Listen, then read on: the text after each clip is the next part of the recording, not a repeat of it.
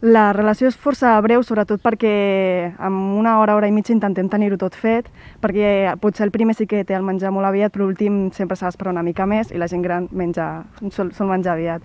Però sí aprofitem per preguntar-los com estan, si van bé i sobretot comprovem que estiguin a casa. Òbviament no poden sortir i majoritàriament sempre ens contesten ràpid i fins i tot a vegades estan al balcó esperant-nos per anar a obrir-nos i tot, o sigui que la resposta ha sigut molt agradable. Ah, muy bien, sí, muy bien. Cada día a las 2:30 ya la tengo aquí. Y yo deseando para meterle mano. Ay, estoy de tele. Estoy bien harta de tele.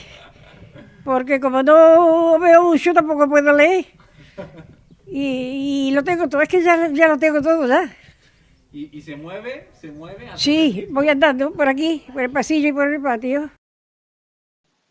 Clar, amb el tema del transport d'alimentació depèn molt de la situació de la persona, però sempre fem servir les mesures de protecció i especialment de distància.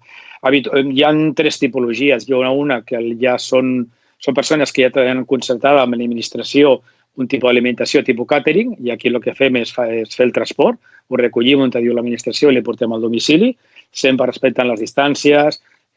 Habitualment el que fem és deixar-ho a la porta, en un lloc proper, perquè la persona ho pugui agafar. Una altra circumstància és la persona que no pot anar a fer la compra, i aquí hi ha una opció de que hi ha centres concertats on la persona pot trucar i nosaltres podem anar a recollir-ho, o bé anem al domicili, recollim els diners, registrem la quantitat econòmica per saber el que hem recollit, fem la compra i tornem al domicili i li entreguem el producte. Sempre evitant, si és possible, evidentment, l'entrar al domicili i respectar la distància. Habitualment és deixar-ho a la porta, amb un lloc pactat, amb els EPIs corresponents de seguretat, etc.